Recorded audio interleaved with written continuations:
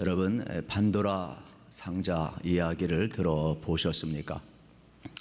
판도라는 그리스 신화에 나오는 최초의 여성이고 세상에서 가장 아름다운 여성이 되겠습니다. 특별히 불의 신 프로메테우스가 불을 훔쳐서 인간에게 선물로 줍니다. 그래서 제우스가 화가 나가지고 대장장이 신에게 가장 아름다운 여인을 만들게 합니다. 그리고 세상에서 어떻게 보면 하늘에서 신들이 줄 수 있는 최고의 선물을 이 판도라에게 하나씩 다 선물로 주게 만듭니다. 그리고 판도라는 또 귀한 선물을 받고 나중에 이제 이 프로메테우스의 아우하고 결혼해서 행복하게 삽니다. 그런데 그가 받은 선물 가운데 이 상자는 절대로 열어보지 말라고 제우스가 말을 합니다. 그 안에는 온갖 악과 어떻게 보면 불행한 것들, 세상의 모든 것들까지도 포함되어 있는 상자이기 때문에 그렇습니다. 그런데 판도라는 살다가 어느 날 너무 궁금한 거예요.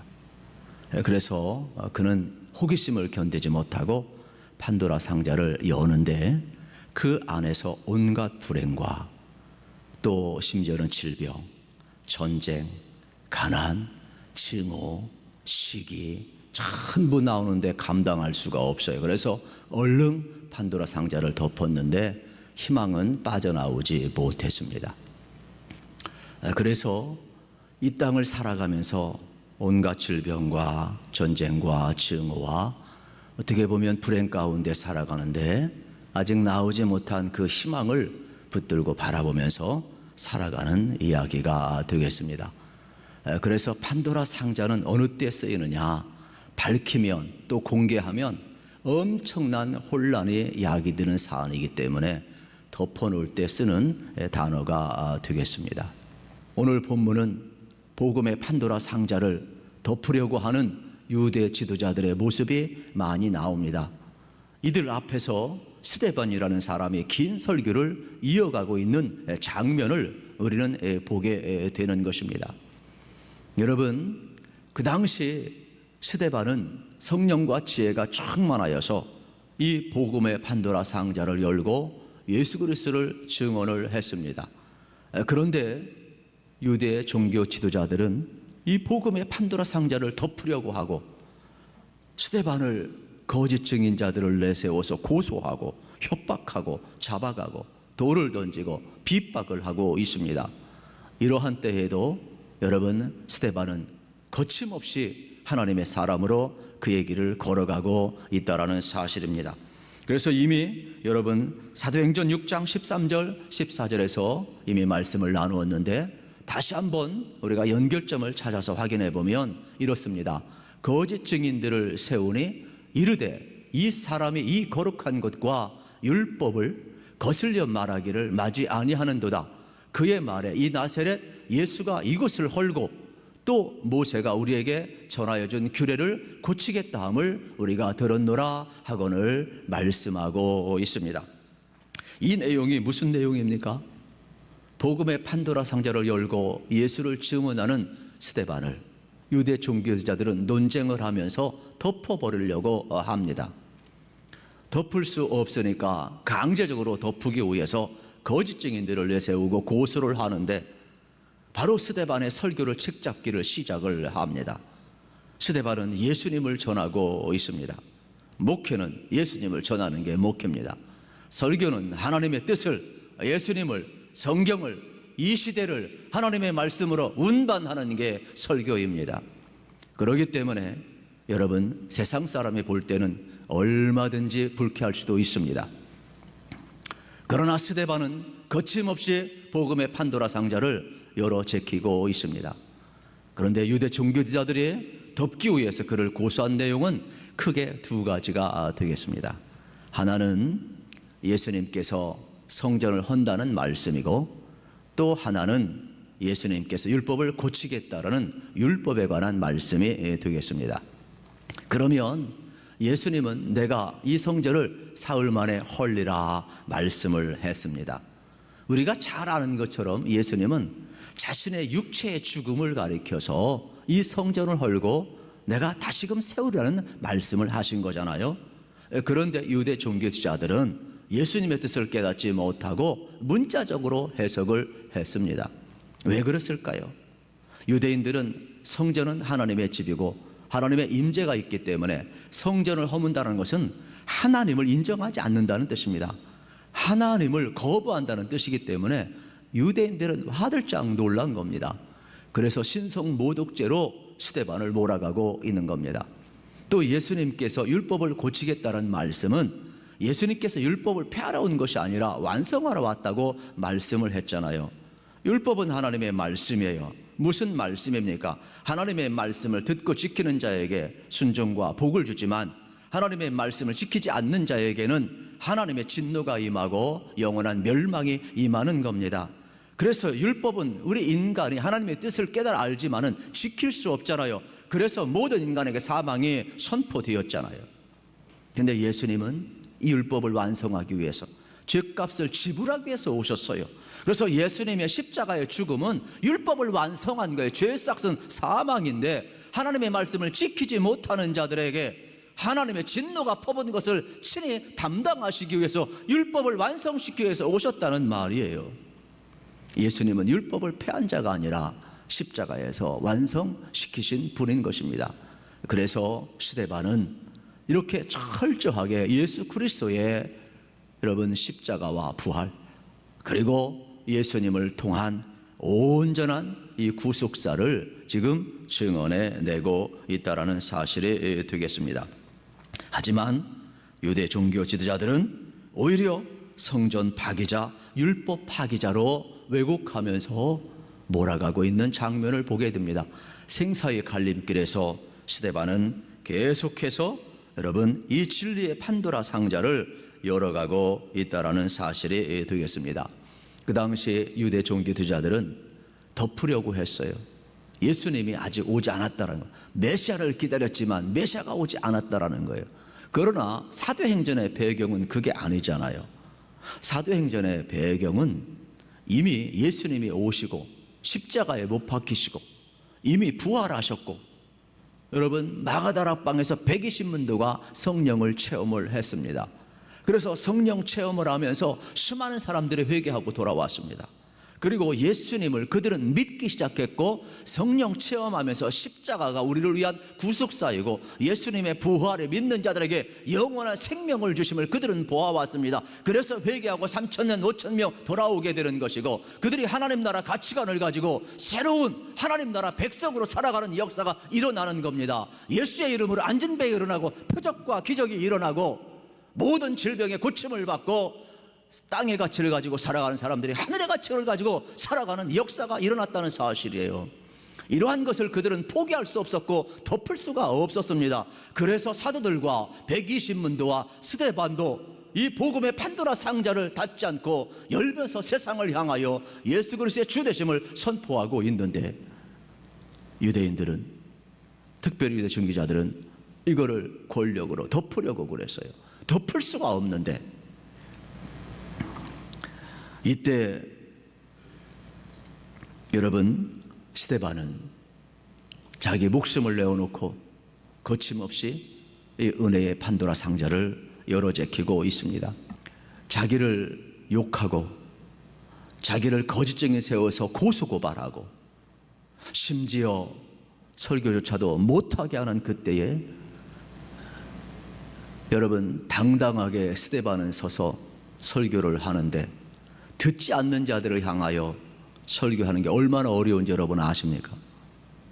저는 지금 영상을 찍고 또 우리 교우들이 가정에서 예배드리는 이 텅 빈 교회당에서 이렇게 설교하는 것도 힘들어 죽겠는데 여러분 사람이 피드백 없이 지금도 다 마스크를 써야 하고 있는 자리에서 정말로 하나님을 향해서 간절한 성도를 향해서 목자의 사명이기에 하고 있는데 스데반은 자기를 죽이려고 하는 사람들이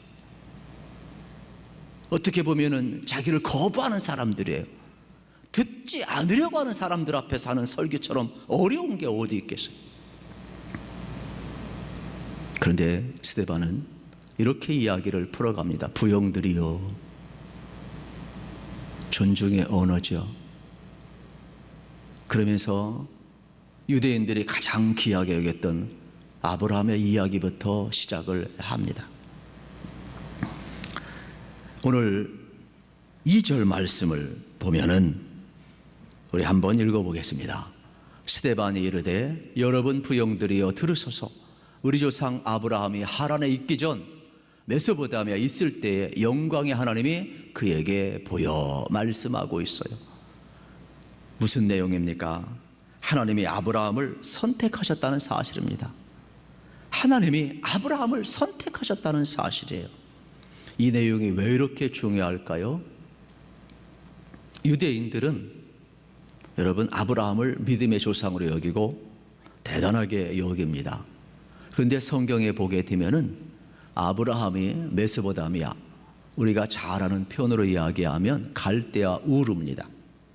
그러면 이 갈대아 우르는 고대에서 여러분 이 불이라는 단어의 뜻을 지니고 있는데, 이 불이라는 단어는 항상 우상을 의미하는 단어가 되겠습니다.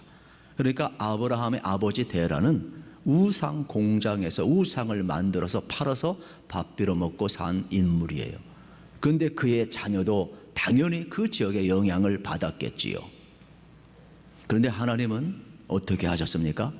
갈대아 우르에 있는 이방 땅에서 아브라함을 부르셨다라는 거예요. 우리가 잘 아는 내용 아니겠습니까? 유대인들은 지금 이 스데반의 설교가 불편합니다. 왜냐하면 우리는 아브라함을 대단하게 여기고 아브라함에게 모든 믿음을 투영했었고 신앙을 다 투영했었는데, 아브라함이 이방 땅에 있었을 때 하나님이 부르셨다는 말이 이 판도라 상자가 열리니까 불편한 거예요. 아브라함에게는 어떠한 흠도 있어서는 안 된다고 경직된 사고를 가지고 있는 게 유대인들이에요. 그런데 스데반은 이들이 혈통을 강조하고 어떻게 보게 되면은 선민의식을 강조하고 자기들이 아주 대단한 민족임을, 자부심을 갖고 있는 유대인들을 향하여 어떻게 합니까? 아브라함도 이방 땅에 있을 때 하나님이 부르셨다라는 거예요. 하나님이 선택하지 아니하였다면 하나님의 백성이 되지 않았다는 것을 강조하고 있는 장면을 보게 되는 겁니다. 그러니까 아브라함이 이방인이었는데 하나님이 은혜로 부르시고 선택하셨다는 것을 스데반이 설교하고 있는 장면을 보게 되는 것입니다. 그 당시에 유대인들은 잘못된 구원관을 갖고 있었어요. 그들은 하나님께서 아브라함을 선택하시고 마치 자신들을 대단한 존재로 여겼다고 생각을 했어요. 유대인들은 이방인들에게는 구원이 없고 이방인들은 동물 취급을 했어요.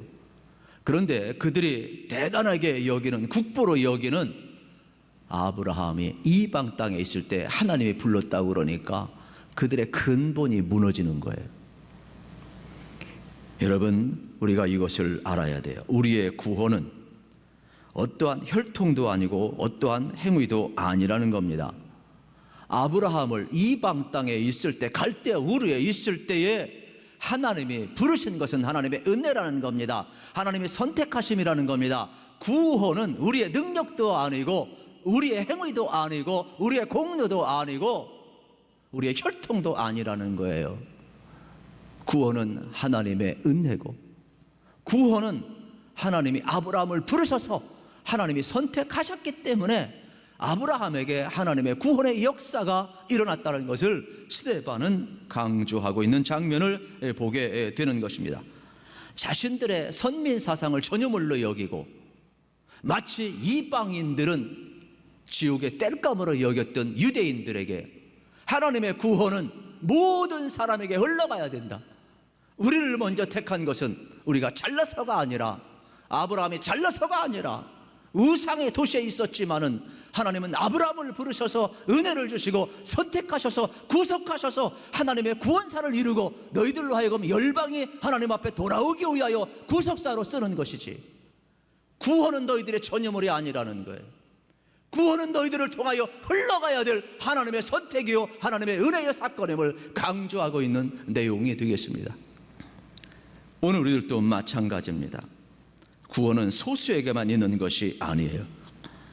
구원은 하나님의 부르심과 선택하신 전적인 은혜에 있음을 우리에게 가르쳐주고 있습니다. 두 번째 스테반은 하나님께서 아브라함을 부르실 뿐만 아니라 인도하셨다라고 이야기를 하고 있는 것입니다. 4절 말씀을 봅니다. 아브라함이 갈대아 사람의 땅을 떠나 하란에 거하다가 그의 아버지가 죽음에 하나님이 그를 거기서 너의 지금 사는 이 땅으로 옮기셨느니라 그랬어요. 여러분, 이 말씀을 보면 우리는 창세기 12장을 기억하게 됩니다. 1절부터 3절, 우리 아주 익숙한 말씀이죠. 여호와께서 아브라함에게 이르시되 너는 너의 고향과 친척과 아비집을 떠나 내가 내게 보여줄 땅으로 가라. 내가 너로 큰 민족을 이루고 내게 복을 주어 내 이름을 장대하게 하려니 너는 복이 될지라. 너를 축복하는 자에게는 내가 복을 내리고 너를 저주하는 자에게는 내가 저주하려니 땅의 모든 족속이 너로 말미암아 복을 얻을 것이라 하신지라 그랬습니다.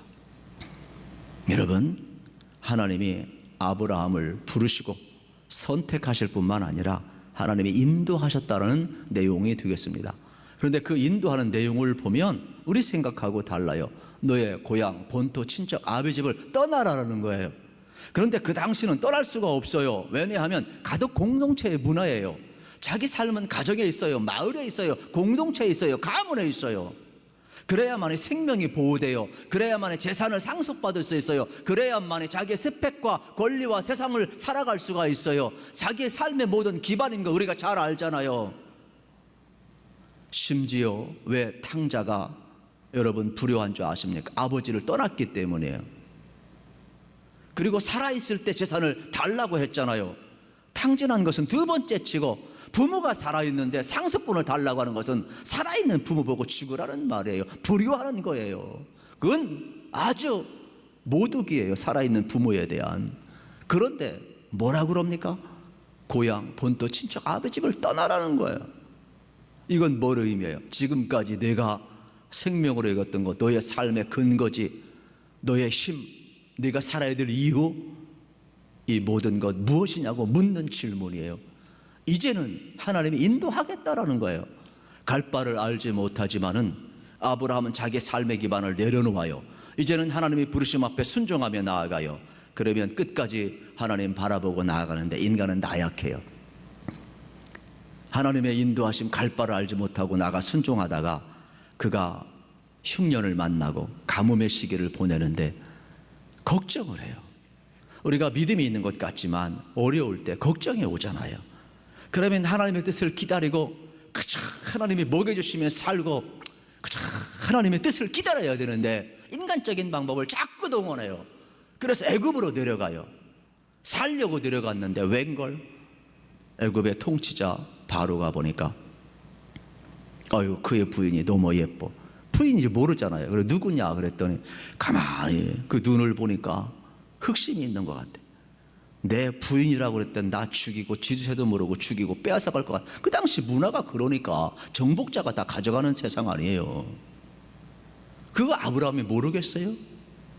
그러니까 누이라고 속이죠. 살고 싶어서.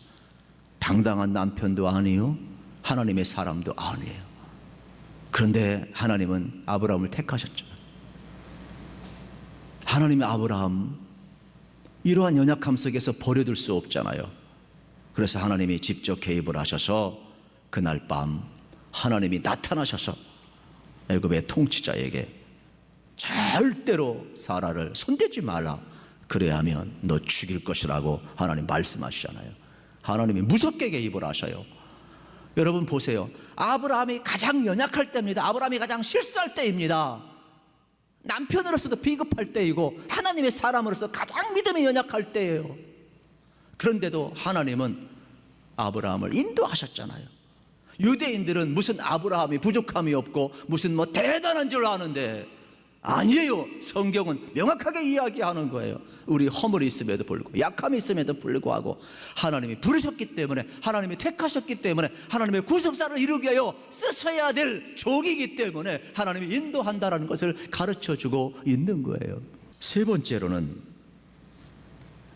스데반은 아브라함과 약속을 지키는 언약의 하나님을 여러분 소개하고 있는 장면을 봅니다. 특별히 8절 말씀에 보면 이러한 내용이 나옵니다. 할례 언약을 아브라함에게 주셨더니 그가 이삭을 낳아 8해 만에 할례를 행하고 이삭이 야곱을, 야곱이 우리 12조상을 낳으니라 말씀하고 있습니다. 이게 무슨 내용입니까? 유대인들은 할례를 대단하게 여깁니다. 그래서 그들은 난지 8일 만에 할례를 행합니다. 이거는 의생의 문제도 있지만 하나님께서 은혜로 주신 언약인데 유대인들은 혈통으로 생각을 합니다. 할례를 행하는 사람이 유대민족이고 할례를 행하지 아니하면 그들은 어떻게 취급한다고요? 동물 취급해요. 개, 돼지 취급했어요. 그러니까 대단한 자부심이에요. 마치 할례 자체가 구원인 것으로 생각했어요. 민족의 혈통으로 생각을 했어요. 긍지로 생각을 했어요. 그런데 할례는 표표를 벗기고 하나님이 택한 언약 백성의 표시이지 그것이 여러분 구원을 상징하는 게 아니에요. 그래서 스데반은 너희들이 생각하는 이 할례의 판도라 상자를 열어버리고 있는 거예요. 하나님의 언약 백성이라 하나님의 언약을 지키며 살아야 복을 받는 것이지 할례를 받았기 때문에 너희들이 복 받는 게 아니라는 거예요. 이거는 신약학자들은 할례와 세례를 동일시합니다.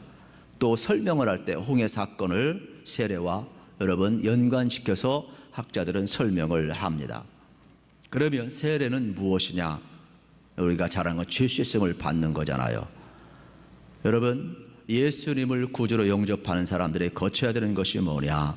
예수의 십자가의 복음을 듣고 나의 사건으로 받아들이고 거룩하신 예수님을 영접할 때 내 안에 있는 죄를 회개하고 내 힘으로 죄 씻을 수 없으니까 예수의 보혈로 내 죄가 씻어짐을 믿는 것 아니겠어요? 그래서 나는 죽고 예수로 사는 거예요. 애굽에서 나왔던 그 모든 것 홍해에서 다 수장시켜버리고 하나님의 백성은 어떻게 돼요? 홍해에서 나오는 거예요. 나의 옛 모습은 죽어지는 게 세례예요.